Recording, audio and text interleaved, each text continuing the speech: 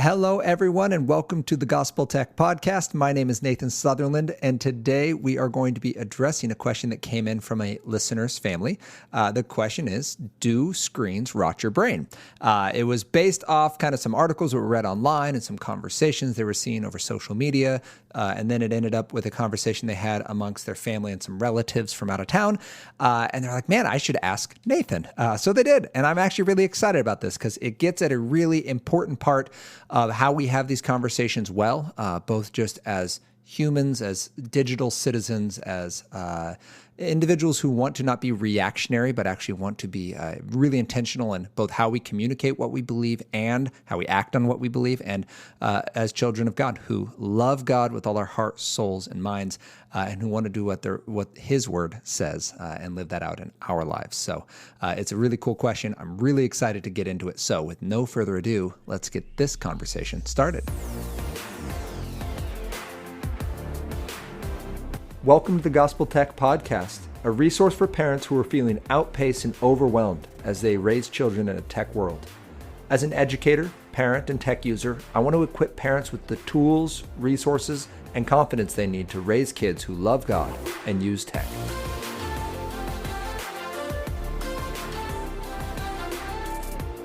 Thank you to everyone who has made this conversation possible. If you have been a long-time listener or a first-time listener, thank you for joining us. Thank you to everyone who's told a friend about it. If this conversation encourages you, if it challenges you, if you just love to hear the gospel portrayed in a tech conversation, or you're finding helpful tips to apply the gospel to your lives as you work with your young people to love God and use tech, thank you for sharing that and for being a part of helping us reach more families and to share the gospel and empower parents and young people to really be active in this conversation of how we can love God and use tech. That's amazing.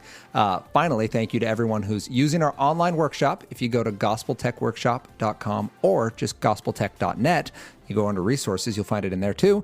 But that's a way to build a family tech framework. And we are hearing about families. In fact, this last week we got an order because normally when you order it, you get one like physical workbook. I didn't even think about the fact that families may want multiple copies. So we sent out 5 more. So a family has 5 copies, one for every member so they can do it on their own and then discuss together. That's super awesome to see. And if you want to do that, you can just email me, nathan@gospeltech.net, and I'll literally have to send you like a PayPal invoice because our website needs to be built out for that. But that's super cool that people want that. So thanks for being a part of it and being patient with us as we continue to grow and learn in this process ourselves. But that resource is super cool because that's really the end game here. The end game is not do gospel tech so Nathan gets to sound smart. The end game is Nathan is going to create content and help you guys because I need help and I want to see parents leading their families and loving their families and not just winning fights about technology, but actually fighting for their families by the grace of God, empowered by the Holy Spirit, and taking on the big conversations with tech that I may not even think to address. And that's, well, where today's conversation comes from. A family was talking and going, hey, do screens rot your brain? And I've never used those words exactly, but it is an important question to address because it's an idea that does get floated out there, right? Oh, turn that thing off. That's rotting your brain. And it comes from a good place. So let's actually jump in here. I think we've all heard the phrase before. And it's sometimes used euphemistically or hyperbolically, but the idea here is we've all been around someone who on a screen, right, whether it's a phone or a television or a computer or a video game or social media or any kind of just digital device where we go, man, that person is distracted or they're moody when they get off of this thing, or they're forgetful, like they'll agree to do something and then they'll pick up this device and then they'll just completely be oblivious to what they had just said to do, right? Like they're a zombie is another term we might use. Or they just kind of change. They break commitments. They either change their friend groups entirely or they just kind of drop their friends. Like they had these friends and their friends still want to engage them, but they're not engaging back. What they find funny starts to change. And sometimes they get more sillier. They get more cynical. They find enjoyment in different things. And that's not just like they add something new, but they start replacing what they used to love with these other things that don't feel as constructive or actually have decidedly negative impacts on them, or their energy and their focus and their heart and their conversation, their words. All of this stuff now points towards this device or this technological outlet or this technological entertainment. And we often use that concept of kind of, it's rotting your brain, right? And what we mean is we're seeing negative impacts. But it's important for us to address that concept because it is out there and it's not a new idea, right? If you go all the way back to Roald Dahl in 1964 and Charlie and the Chocolate Factory, there is this whole part where Mike TV, he's one of the final children left in the runnings for the Chocolate Factory. Spoiler alerts if you've never watched the original or read the book. Mike TV, he is this kid who's obsessed with television, and he asks for the television room, and he goes there, and he realizes that there's this thing that sends chocolate through a television. You can grab it, you can have it right there. And Willy Wonka's very proud of this. And the little boy Mike TV jumps in this thing and gets sent across the room, and he's teeny tiny now. And then at the end, the Oompa Loompas come out and they sing a song. And the book version is pretty delightful. So I actually am going to read you the whole thing because you need to remember that this was written in 1964. And even if it's not 100% accurate to what occurs in our lives today, I think many of us understand this. And this is kind of the it rots your brain really overview if you were to take it. So here's what they sang. The most important, wow, I couldn't even get it started right. The most important thing we've learned so far as children are concerned is never, never, never let them near your television set. Or better still, just don't install the idiotic thing at all. In almost every house we've seen, we've watched them gaping at the screen. They loll and slop and lounge about and stare until their eyes pop out. Last week, in someone's place, we saw a dozen eyeballs on the floor. They sit and stare and stare and sit until they're hypnotized by it, until they're absolutely drunk with all the shocking, ghastly junk. Oh yes, we know it keeps them still. They don't climb out the windowsill. They never fight or kick or punch. They leave you free to cook the lunch and wash the dishes in the sink. But did you ever stop to think, to wonder just exactly what this does to your beloved tot? It rots the senses in their head. It kills imagination dead. It clogs and clutters up the mind. It makes a child so dull and blind he can no longer understand a fantasy, a fairyland. His brain becomes as soft as cheese. His power of thinking rusts and frees. He cannot think, he only sees. All right, you'll cry. All right, you'll say. But if we take the set away, what shall we do to entertain our darling children? Please explain. We'll answer this by asking you what used the darling ones to do. How used they keep themselves contented before this monster was invented. Have you forgotten? Don't you know? We'll say it very loud and slow. They used to read. They'd read and read and read and read, and then proceed to read some more. Great Scott! Gadzooks! One half their lives was reading books. The nursery shelves held books galore. Books cluttered up the nursery floor, and in the bedroom by the bed more books were waiting to be read. Such wondrous, fine, fantastic tales of dragons, gypsies, queens, and whales, and treasure isles and distant shores where smugglers rowed with muffled oars, and pirates wearing purple pants, and sailing ships and elephants, and cannibals crouching round the pot, stirring away at something hot. It smells so good, what can it be? Good gracious, it's Penelope. And younger ones had Beatrix Potter with Mr. Toad, the dirty rotter, and Squirrel Nutkin, Pigling Bland, and Mrs. Tiggywinkle, and just how the camel got his hump, and how the monkey lost his rump, and Mr. Toad, and bless my soul, there's Mr. Rat and Mr. Mole. Oh, books, what books they used to know, those children living long ago. So please, oh please, we beg, we pray, go throw your TV set away, and in its place you can install a lovely bookshelf on the wall. Then fill the shelves with lots of books, ignoring all the dirty looks, the screams and yells, the bites and kicks, and children hitting you with sticks. Fear not, because we promise you that in about a week or two of having nothing else to do, they'll now begin to feel the need of having something good to read. And once they start, oh boy, you watch the slowly growing joy that fills their hearts. They'll grow so keen, they'll wonder what they'd ever seen in that ridiculous machine, that nauseating, foul, unclean, repulsive television screen. And later, each and every kid will love you more for what you did. Now, again, that's 1964 that those words were written. And yet we can often hear people repeat a similar sentiment of like, man, it takes, it steals, it distracts, it breaks down, it doesn't build up. What can we do about, and then insert some other, it's typically drool tech, right? It's typically social media, video games, streaming shows, sometimes even music, depending on what people are listening to and how it's impacting their hearts. But this is the idea of, does it rot your brain? And the correct answer is no. It doesn't rot your brain as far as a screen, because the question was, does a screen rot your brain? No. But what did we pick up in that, right? Well, we're seeing time and time again what we would call a reset, right? We're seeing that some kind of tech is impacting relationships and responsibilities. It's impacting people's enjoyment, their sleep, their emotions, their time. A reset would say, yeah, but it is degrading who you were capable of being and who you're called to be. So what do we do with that? If it's not the screen, well, it's because there's not just one type, right? We have tool tech and drool tech, which we'll get closer into here. But the idea is screens do not rot your brain. But we actually have another visionary to look at here. And he pointed out very early on that actually Roald Dahl was onto something. 30 years after Roald Dahl, 30 years exactly, actually, in 1984, Neil Postman wrote a book called Amusing Ourselves to Death. And I'll read a little bit of his foreword because it's fantastic. But the idea was, now this is pre-internet, this is pre-widespread home computing. In 1984, I was a very young tot at this point. And there were really no home entertainment systems other than, I mean, you're on the early stages of, Pong being around, but not even a Nintendo entertainment system in America was out yet. So what did we have? Well, we had a TV, and Postman's fear, as he looked out at the American landscape, he said, man, I'm not even a man of faith, but what I see right now is that humanity, specifically people in America, are confusing information with entertainment, and you get infotainment.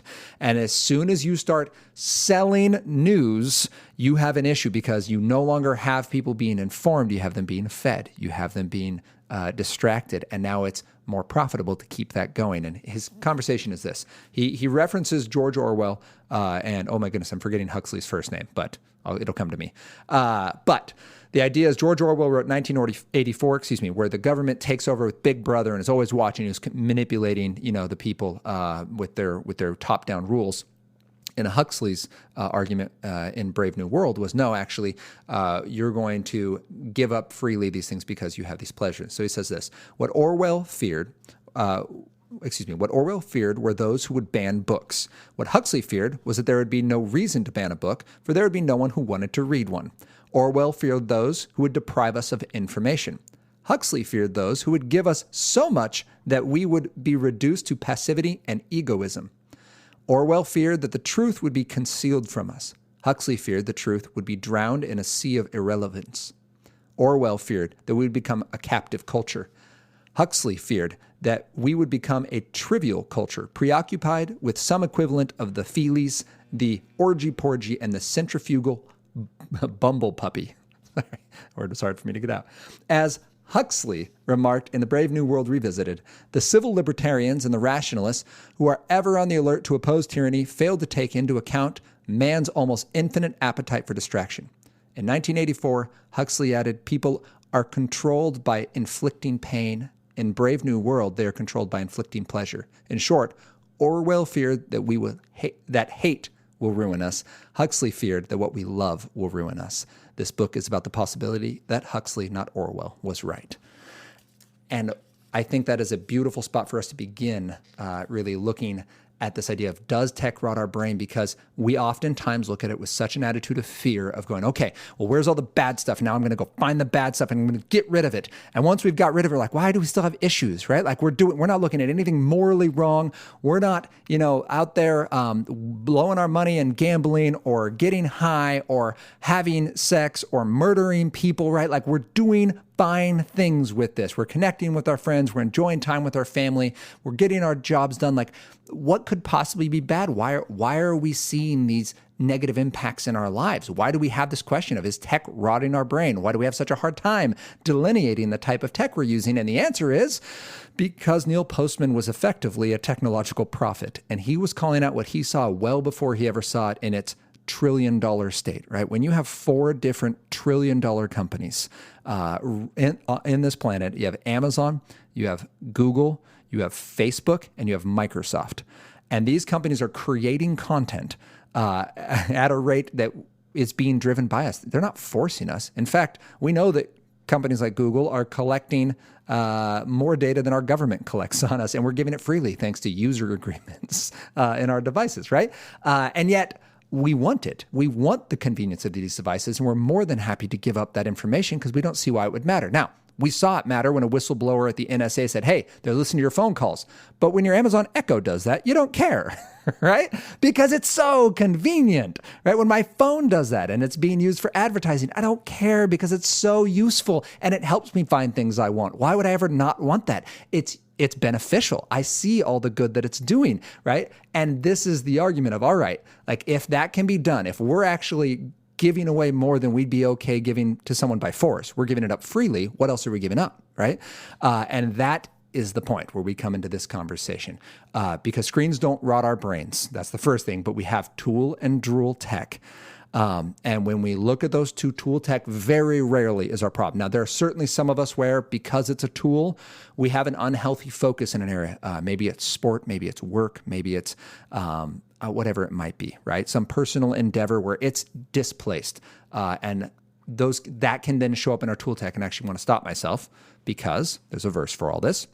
Today we're going to be going to 1 Corinthians 10:23, and we're going to be talking about how all things are lawful, but not all things are helpful. All things are lawful, but not all things build up. And this, in context, is talking about how we need to be intentional with our actions, that we are free in Christ, that we are not held to cultural norms, and yet those cultural norms can be stumbling blocks for people.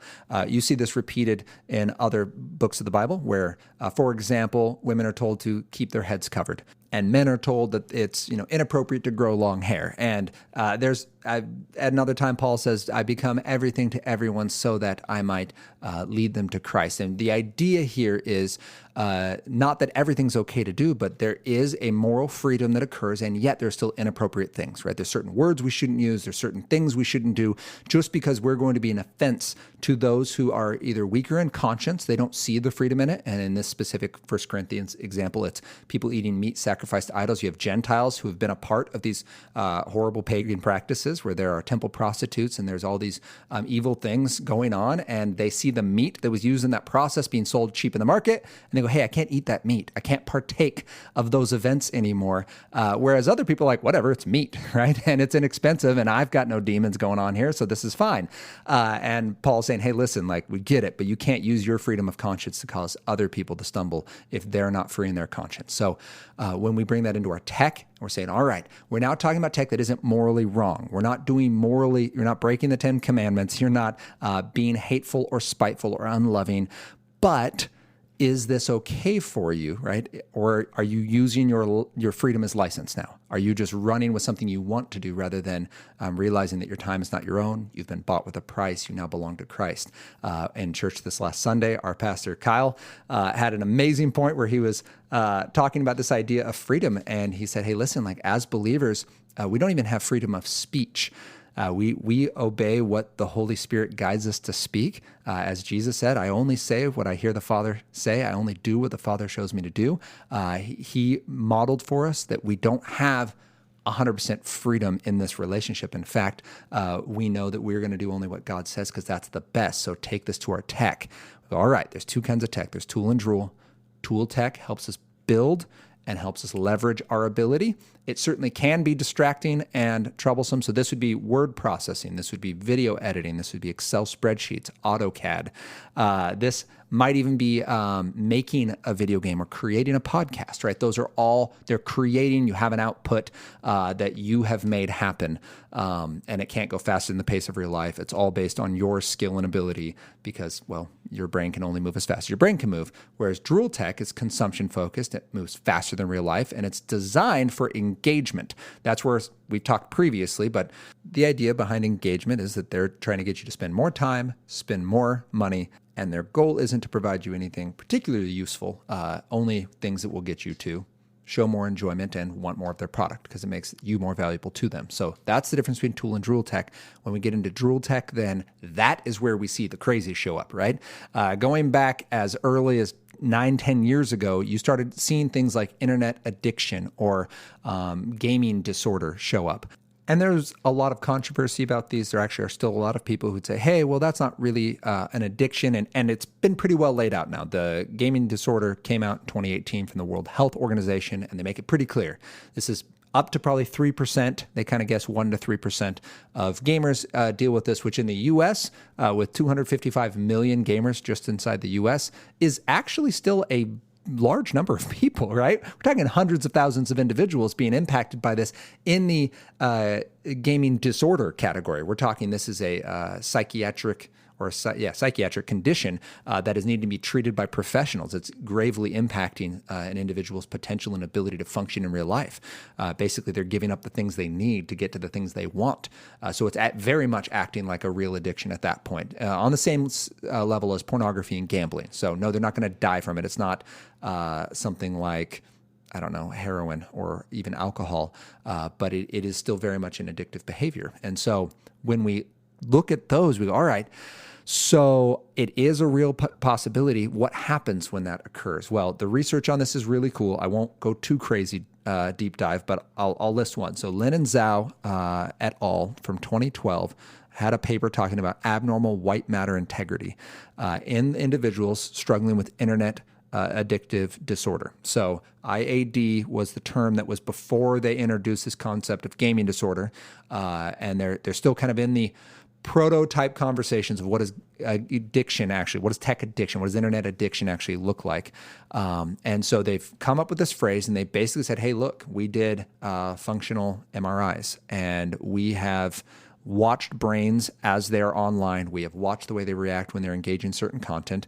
And basically, here's a quote from it. The orbitofrontal cortex has extensive connections with prefrontal, visceromotor, and limbic regions, as well as the association areas of each sensory modality. It plays a critical role in emotional processing and in addiction-related phenomena such as craving, compulsive repetitive behaviors, and maladaptive decision-making. So the concept here is they are watching the impact of the orbitofrontal cortex mimic those of drug users.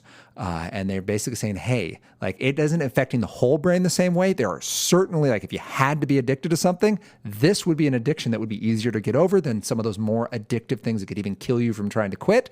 But we are watching things that go down to the motor skills and decision-making be impacted by an unhealthy input of this information, right? Of this high stimulation and high engagement and long periods of time, that neuroplasticity is somehow coming in. Neuroplasticity is where your brain adapts to your behavior.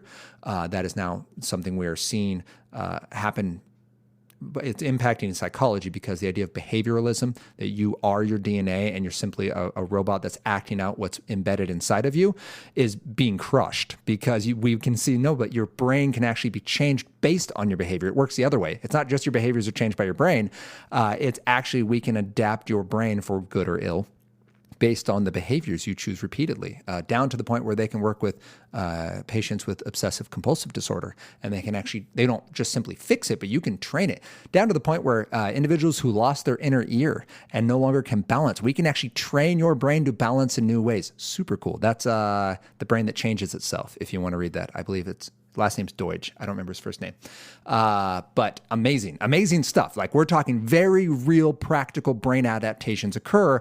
And then in that same book, very heavy chapters, but they talk about things like pornography and like, hey, here's what this is doing. Like, if we do this across a society, you're going to end up with some really negative outcomes. And the man is not writing from any faith-based, he's just saying scientifically, as an individual looking at facts, this is what's happening. And we know in God's word, well, God loves us and wants good for us. And so we also learn that sexual malpractice is going to lead us to dark and harmful actions and outcomes. So with this in mind, we then know, all right, do screens rot our brains? Well, they certainly adapt our brains, especially when we talk drool tech. Now we have high-level stimulation. They're designed to be engaging and unhealthy because that makes them more valuable. And we have a history, at least a decade now, of this growing body of research.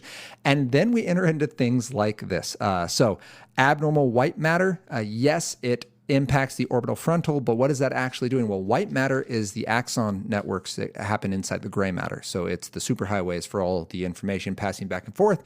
And this research is actually showing us that that network starts to get pared down. And it doesn't just spring back. So with a reset, we go, oh man, my reset, my kid is having this bad attitude, or I'm having this bad attitude. I'm just going to cut out this drool tech and I'm going to give myself a month. And that levels out all the chemical imbalances, right? That we're going into fight or flight because we're using highly stimulating technology too late or too early or too often. And it's messing up our sleep patterns and it's messing up our just hormone levels. And you have too much cortisol from stress and too much adrenaline because your body thinks it needs to survive because it doesn't know it's not really in a fight.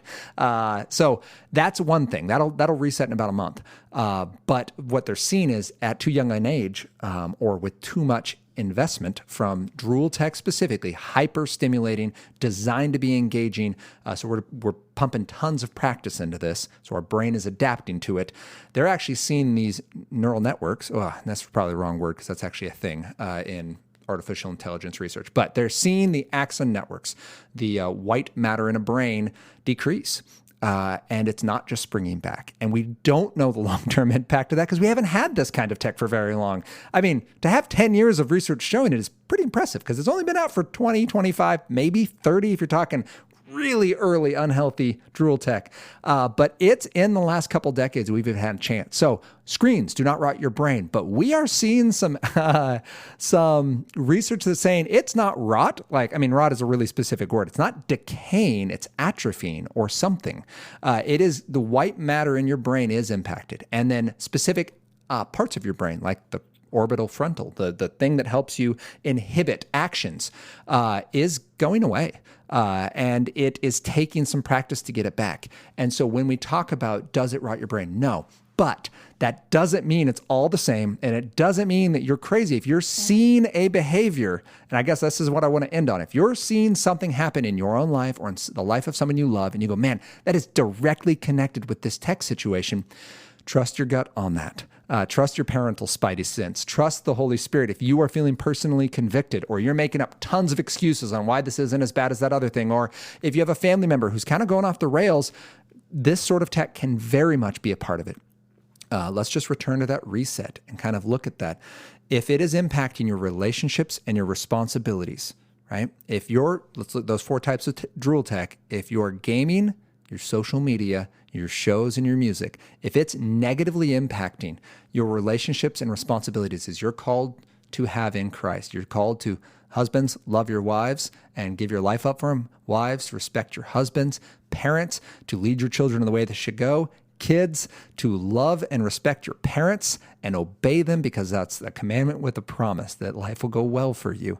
If we're not doing those things, our relationships and our responsibilities, if our yes is not yes and our no is not no because of our tech, then we've got an issue, right? And our enjoyment, if it is off base where our heart is, where our treasure is, there our heart will be also. We want to make sure that we are not simply setting up treasure and value on earth by going, well, I matter now because I have this many likes. I matter now because I have this game to keep me happy. I matter now, right? This is what gives my life purpose. This is what I'm striving and fighting for.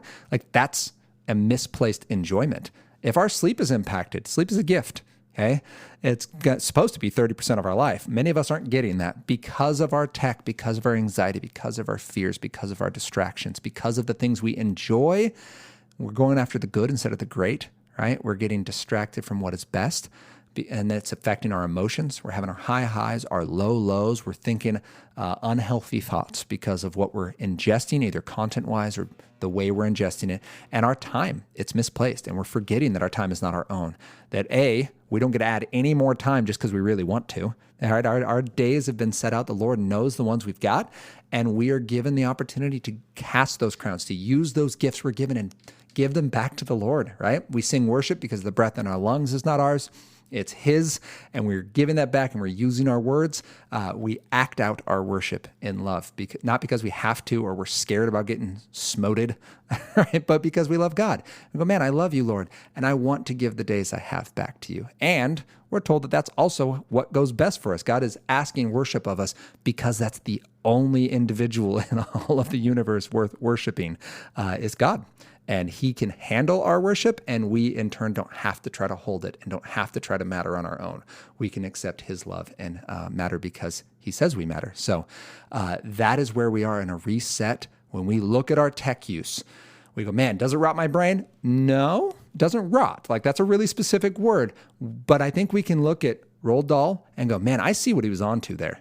Right? Like, I can listen to that entire poem, the entire song from the Oompa Loompas, and go, man, I actually see that in my own life, right? I totally see where I want to read that book, or I want to do that activity, or I want to do that thing that maybe just feels too slow and it's kind of boring and it's so easy, right? To do this other thing that maybe it's not as good, but I'm stressed and I deserve it and I really like it. And frankly, right, why shouldn't I? And it leads us right into Neil Postman.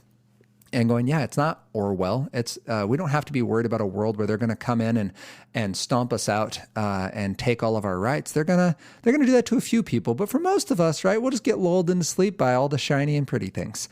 And it's a really important thing for us to keep in mind as we look at what it means to be a Christian.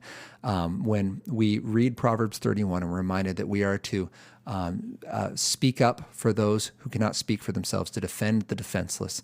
We are told to open our mouths for the mute, for the rights of all who are destitute, right? And that is not something we can do when we're too distracted to even notice what's going on, or we have good intentions of getting there, but we don't, because we're not actually praying for the strength to do it. And so we're going to end on that today. I ask that you would just prayerfully seek the Lord this week and ask, Lord, where is my technology glorifying you? And where does my technology need to be curbed?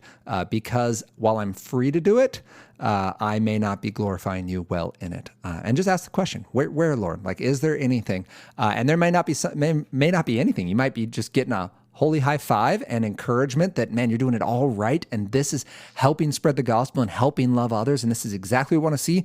Or maybe there's something heavy on your heart where you're like, yeah, I mean, that might be it, but it feels kind of unfair. Like, maybe that should be for someone else. I should go talk to my kids about how they're messing up. And maybe your kids are, and they do need to be addressed, but keep in mind that we're not having this conversation just to win. We're having this conversation to love them and to help them recognize in relationship who God is and that He is actively speaking. He's alive. And when we don't hear Him, it's often because we have the volume turned up on all the other things too high.